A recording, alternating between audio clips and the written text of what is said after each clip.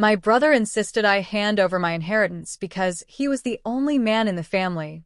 My brother Vince was 3 years older than me and had spent years telling me I was beneath him ever since we were kids. He said boys were smarter than girls. He said boys were stronger than girls.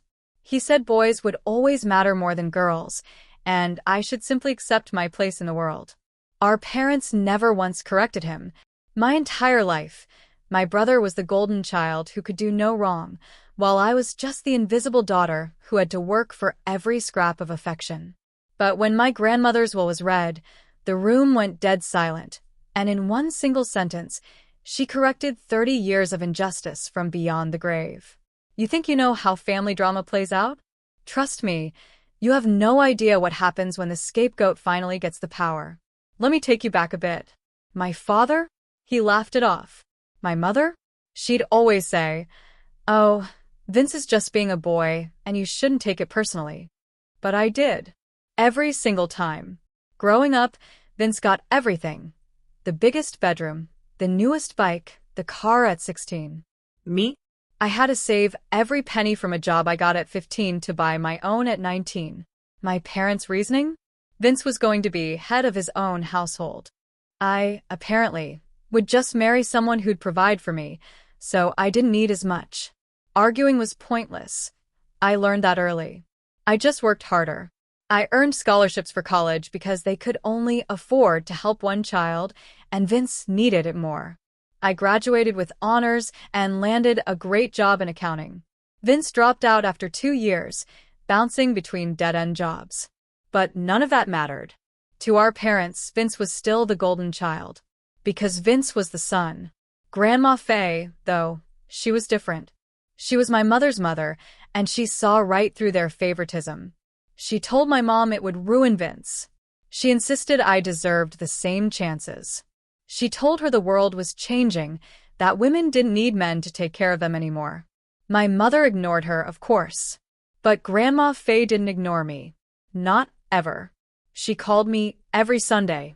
She came to my college graduation, even though my parents said it was too far to drive. She visited my first tiny apartment, telling me how proud she was of the woman I'd become. She said I reminded her of herself, that she wished she'd had someone in her corner back then, the way she wanted to be in mine. When Grandma Faye got sick 2 years ago, I drove 4 hours every single weekend. I cooked, I cleaned, I sat with her watching her favorite old movies, just being there. Vince? He visited twice in 18 months. Both times he asked her for money. Both times she told him no. She said he needed to stand on his own feet. She wouldn't enable his laziness. Grandma Faye passed away on a Wednesday morning in April. I was holding her hand as she took her last breath. Vince showed up late to the service and spent most of it on his phone. It was exactly what I expected. A week later, the lawyer called for the reading of the will. We all sat there in the office, my parents, Vince, and me. The lawyer read through the usual stuff. Some jewelry for my mom, furniture for a cousin, a donation to the animal shelter. Then he got to the main assets, Grandma's house, worth about $300,000.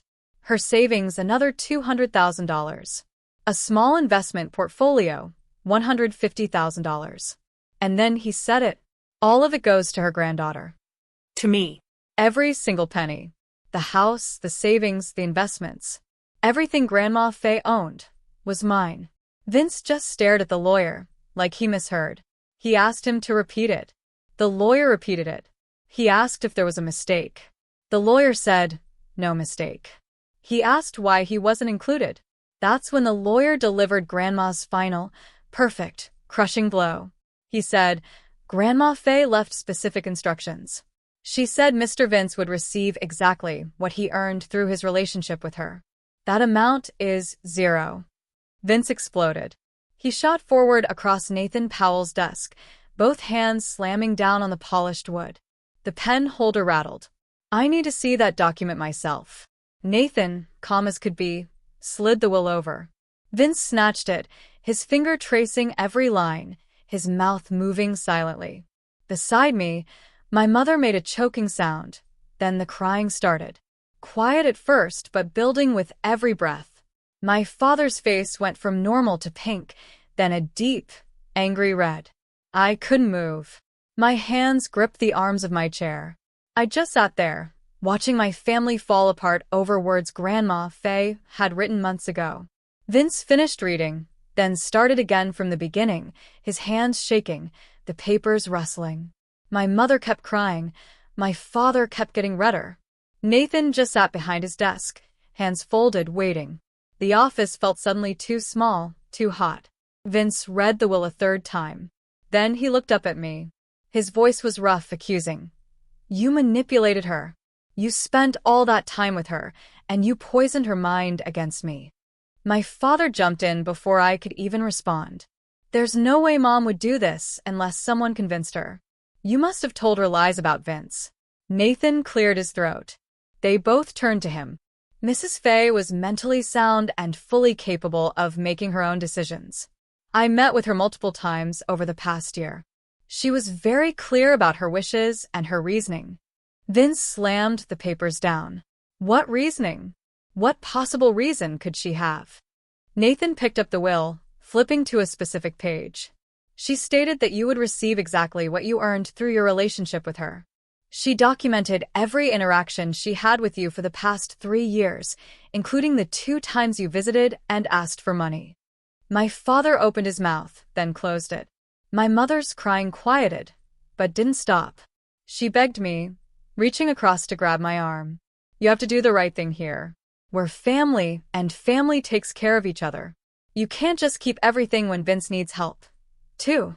Her words hit me like a slap. I remembered being 7, asking why Vince got a new bike when mine was broken, and being told, boys need things more than girls. I remembered 16, asking why Vince got a car, and being told I'd marry someone who would buy me one. I remembered 19, asking for college help, and being told they could only afford to help one child, and Vince needed it more. Family takes care of each other. I stood up, picked up my purse. I need time to process this. My mother started to say something else, but I was already walking toward the door. Vince screamed after me, "You selfish thief. You stole my birthright." I kept walking. Nathan called my name, but I didn't stop until I was in the hallway. The door closed behind me. The drive back to my apartment was 4 hours, and I don't remember most of it. My phone started buzzing before I even left the parking lot. My mother. My father. My mother again. I tossed it in the cup holder and blasted the radio. When I finally pulled into my apartment building, 23 missed calls. 1 voicemail. It was Vince, trying to sound reasonable. We need to fix this situation before it tears the family apart. I want to work this out like adults. Call me back. I deleted it. He was blaming me? After 30 years of telling him he was better than me? Inside, my hands shook with a rage so hot, so overwhelming, I called Natalia. She came over with 2 bottles of wine and listened without a word while I poured out everything. When I finished, she took a long drink. Then she asked, "What would your grandmother want you to do with this gift?" I opened my mouth, then closed it. Grandma hadn't just left me money. She'd left me proof that I mattered. Validation that I was worthy and loved. A message that said I deserved good things, regardless of what my parents thought. I called Nathan Powell first thing the next morning. My coffee sat cold in front of me. He confirmed the will was ironclad. Anyone could challenge it, but Grandma Faye had documented her mental capacity, her clear wishes, her reasoning meticulously. A challenge would fail, but it would be a hassle. He gave me a financial advisor's number. My mother called while I was getting ready for work. I almost didn't answer. Her voice was thick with tears. "You're destroying this family. You're breaking my heart by being greedy when your brother needs help." I held the phone away, took a breath. "What does Vince need help with?" She said he was $30,000 in credit card debt, counting on the inheritance. A twist in my chest, maybe sympathy, but then I remembered Grandma refusing Vince money, twice. She said enabling his irresponsibility wasn't helping him. I thought, he needs to learn to stand on his own feet. My mother kept talking, but I wasn't listening. My father called that evening, using his serious tone. As the man of the family, Vince had responsibilities I couldn't understand as a single woman. The house should go to him for when he gets married and starts a family. I would just marry someone who'd provide for me anyway. As I listened, something clicked. My father still thought this way. After I was financially independent for years. After Vince dropped out. After I built a career. He would never see me as equal to Vince. Not ever. Charlotte Brick's office was all marble and glass, overlooking the city. She treated me like a capable adult, explaining everything about the inheritance, the house, the solid investments, the manageable tax implications. No condescension. No suggestion I wait for a man. After a lifetime of my parents treating me like I couldn't handle money, sitting in Charlotte's office felt revolutionary. Then Vince showed up at my apartment unannounced. Still in my pajamas, coffee in hand, I saw him through the peephole. For hours he'd driven. His face was calm, pleasant, even a new tactic. I opened the door, but left it wide. I wasn't going to be alone with him. He asked to come in. I gestured to the couch, but still didn't close the door. He looked tired, older than his 30 years. He started talking about the lawyer's office, how he'd lost control. He apologized. He said he was shocked. He thought Grandma loved us equally. He understood I was upset, but families stick together.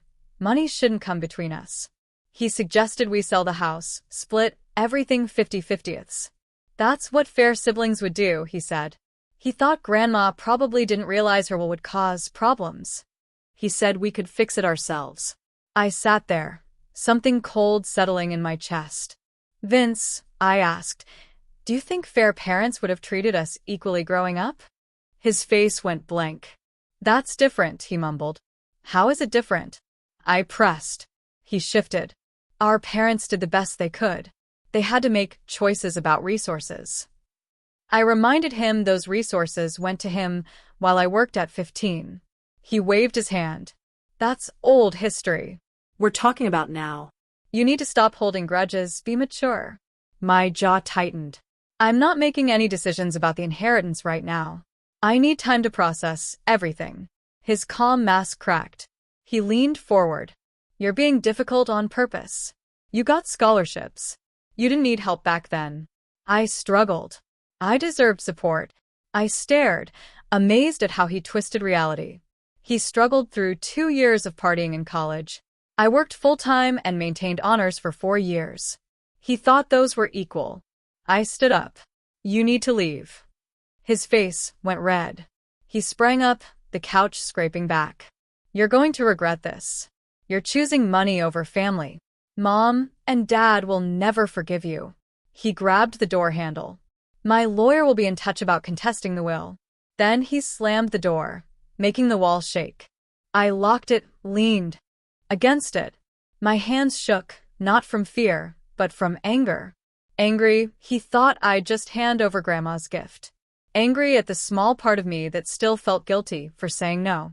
I spent the rest of the weekend sifting through Nathan's documents. Bank statements, property deeds, tax forms, all organized in Grandma's neat handwriting. At the bottom, a sealed envelope, my name on it, in her familiar script. My hands shook as I opened it. 3 pages, on her good stationery. She started by saying she loved me, sorry she wouldn't be there to see me read it. She said she watched my parents favor Vince our entire lives, and it broke her heart to see me work so hard for scraps of approval I never got. She tried to talk to my mother, but my mother wouldn't listen. She knew I felt less than because of them.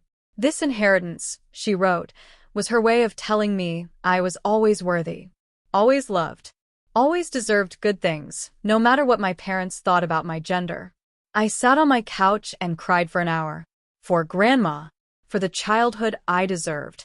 For the little girl working at 15. For the college student taking loans while her brother got family money. I kept reading through my tears. She hoped this money would give me the freedom to build the life I wanted.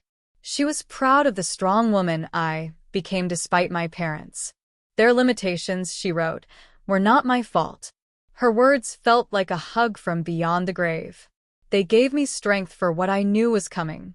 I folded the letter, put it back in the envelope. I'd keep it forever. On Monday, I took a personal day. Drove 4 hours to Grandma's house. White siding, blue shutters, roses in the garden. I sat in my car. Mrs. Sisson, the neighbor, came out, carrying a plate of cookies. She'd lived next door for 20 years. "Glad Grandma left everything to you," she said. "You were the only one who visited and cared." She mentioned Vince had come by twice, asking for money, leaving angry. "Grandma made the right choice," she said. Inside, the house smelled of lavender soap and old books. I started going through her desk.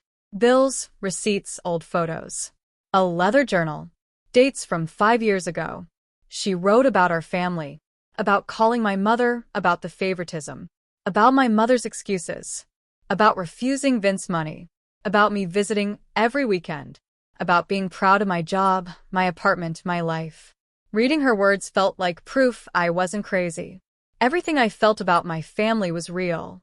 She saw it. She documented it. More entries about Vince. $15,000 for gambling debts. Her telling him to get help. His anger, his 8-month absence. Her refusal to enable his problems. The context made everything clear. She didn't leave him nothing because she was mean. She left him nothing because she loved him enough not to make his problems worse. My phone rang. My mother. "What are you doing at Grandma's house without telling the family?" she snapped. "I'm the executor. I have the legal right to be here. I need to secure the property." She called it disrespectful. I reminded her Vince visited twice in 18 months. "That doesn't matter. He's still family." I told her I'd call her later, and hung up. I found more journals going back 15 years. High school graduation, my parents leaving early for Vince's college party, my sadness. College graduation, them saying it was too far, her coming alone, being proud. Every Sunday call. My parents barely asking about me. Her documentation showed it wasn't just a few incidents. It was a lifetime of them choosing Vince. She left me proof. Validation that what I experienced was real and wrong. 3 days later, Charlotte called. Needed my signature to set up accounts and transfer assets. Long list. Bank accounts, investments, property deeds, tax forms. She said I was doing well, that I should be proud of handling everything properly. Then she said, "You don't owe anyone explanations about your financial decisions. The money is yours legally and ethically." Her words felt like permission to stop defending myself. The next morning, a thick envelope in my mailbox, addressed to Nathan. A law firm I didn't recognize. I brought it to his office. His jaw tightened. Vince had hired a lawyer, Dominic Fletcher, officially challenging the will. Undue influence, manipulation. Demanding mediation. Nathan said it was a pressure tactic. No merit. He told me not to engage directly. All communication through him. My stomach twisted. That evening both my parents called. My father, serious tone. Vince's lawyer said we could avoid court if you just agree to split things fairly. My mother, from speakerphone. Legal battles will eat up the inheritance. Be smart. Compromise. I asked them why they never thought I deserved equal treatment growing up. My mother said, "That's not relevant to the current situation." It told me everything. Their inability to see their own role. "I'm following Grandma's wishes," I said. "If Vince wants to waste money on a lawsuit, that's his choice." My father got louder. "Ungrateful. After everything we did for you." I pointed out they paid for Vince's college, I got scholarships. He got a car, I bought my own. They put his needs first. What exactly am I supposed to be grateful for? I asked. My mother sobbed. My father said I wasn't welcome at family events until I fixed this mess. The call ended with her crying. I stare at my phone. They were blaming me for a situation caused by their lifetime of favoritism and Vince's entitlement. The irony would be funny if it wasn't so painful. Natalia came over. She reminded me their rejection was about their inability to face their failures, not my worth. Her words helped, but the hurt was heavy. I met with Sabine Lockhart, a therapist. She asked me what brought me in. I explained everything. The inheritance, the family conflict, the guilt. She listened. Then she said something that shifted my entire perspective. You're grieving multiple losses, she said. Your grandmother. The family relationships you thought you had. The fantasy that your parents might eventually see you as equal to Vince. The inheritance, she explained, wasn't just money. It was proof that at least one person in my family saw my true value. Tears ran down my face. Nathan called the next week. Dominic Fletcher filed the official will contest. Months to resolve. Baseless, Nathan assured me, but pressure would escalate. He warned me to document harassment. That seemed extreme until Vince started leaving voicemails. Angry. Angrier. Yelling I stole from him. I saved every message, forwarded them to Nathan. My cousin called. She got Grandma's antique dining table. She apologized for my parents, supported me, said she'd witnessed the favoritism, felt bad. Her validation meant so much. Other family members felt my parents were unreasonable, but were afraid to speak up. I felt less alone. Back at Grandma's house, I found a box of cards and letters. My handwriting on envelope after envelope. Birthday cards, thank you notes, postcards, letters about my life. She kept everything. Only 5 items from Vince. Birthday cards, no personal message. The physical evidence hit me. She documented my life because she cared about my life. She barely documented Vince because he gave her nothing to document. I was putting the box away when I heard the front door open. Vince. I have a right to go through Grandma's things too, he said. You need to leave, I told him. You're not the executor, and this property is legally mine. He ignored me, walked toward the bedroom, opening drawers. He picked up Grandma's gold watch. Put that down, I said. Grandma specifically left that to me. He shoved it into his pocket. It belongs to me. I pulled out my phone, called the police, non-emergency. Asked them to remove a trespasser.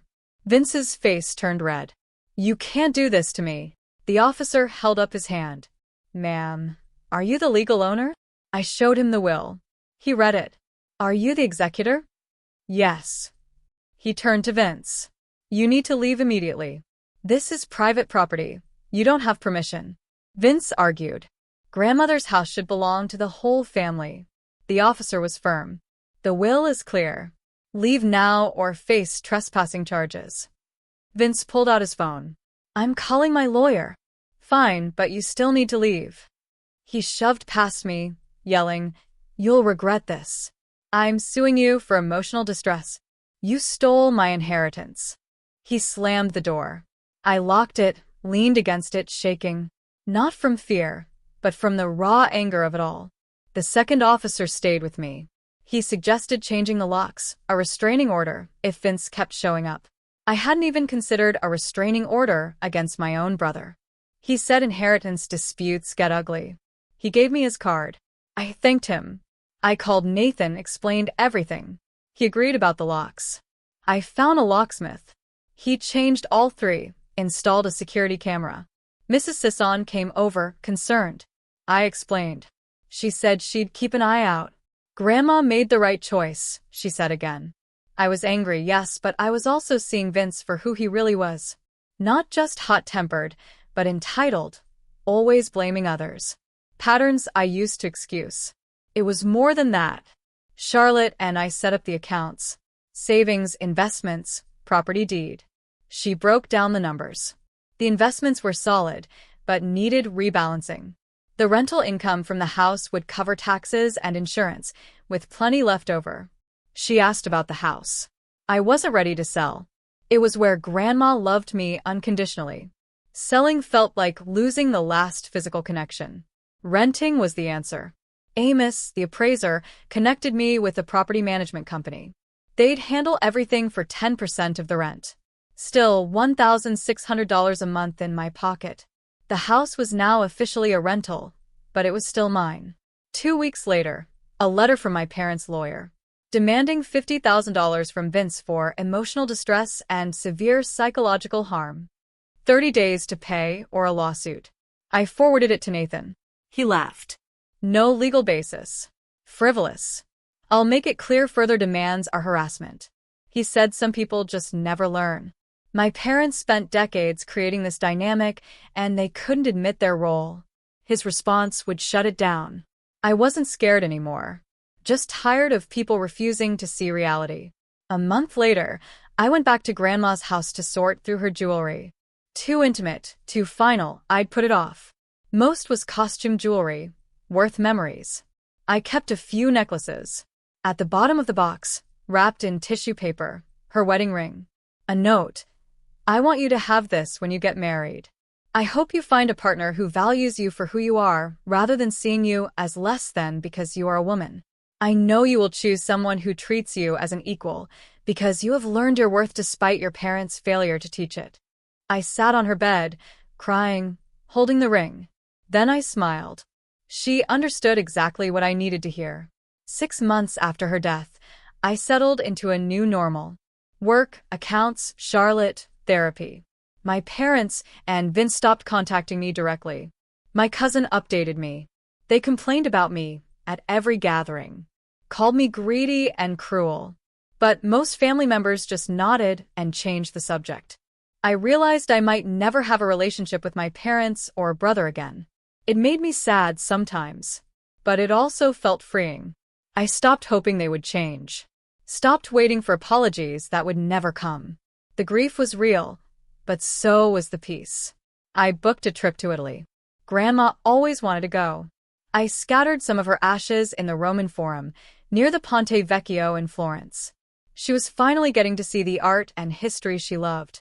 I came home exhausted and happy. At work, my new financial security changed everything. I wasn't desperate. My confidence showed. My boss promoted me to senior accountant with a significant raise. I negotiated more vacation, flexible work. He said I was different, more assertive. I smiled. I'm just finally valuing myself the way I deserve. The inheritance gave me more than money. It gave me permission to believe I was worth something. I started volunteering at the Women's Financial Independence Center, teaching budgeting. Women from all walks of life, trying to build independence.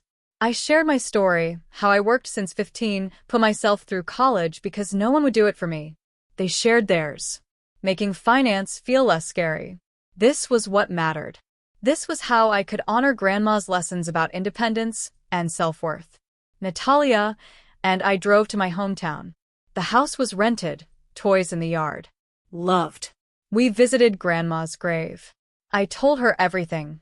The promotion, Italy, the volunteer work, the financial security, cutting off my parents and Vince, building my own life. I told her I was happy in a way I never thought possible when I was that less-than girl. I felt her presence. Her love, her belief in me, had become part of who I was. My cousin called. My parents asked about me. Looked smaller. Still blamed me. Still thought I should have shared. Their pattern remained unchanged. I felt a pang of sadness, but no desire to resume contact. I was doing well without them. The scholarship ceremony. Maya, a young woman working 2 jobs, high GPA, studying accounting. So much like me. I told her about Grandma, why I created the scholarship. She cried, said it would let her quit a job, focus on studies. I hugged her. This was what Grandma wanted. Her love, rippling outward. Then I met Ethan coordinating the literacy program. We shared values. He celebrated my success. He couldn't understand parents favoring one child. His perspective helped me see how far I'd come. I was no longer the overlooked daughter. I was confident, secure. He saw that strength. We talked about moving in together. 2 years after the inheritance, I barely recognized my life, in the best way possible. Financial security, thriving career, meaningful relationships, the scholarship, volunteering, chosen family. I stopped waiting for my parents to see my worth. Their limitations were theirs. I built a life reflecting my values. The inheritance wasn't just money. It was validation. Knowing someone saw my worth, loved me unconditionally. Grandma gave me the gift of believing in myself. I carried her belief forward. I was genuinely happy.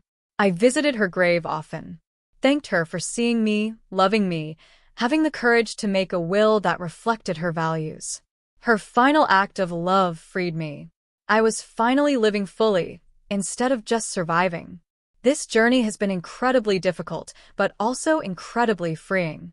It's made me realize how deeply parental favoritism can wound, and how powerful it is to finally stand in your own truth. Have any of you experienced something similar? Or had a family member who saw you in a way your parents couldn't? I'd really love to hear your stories and your thoughts in the comments below.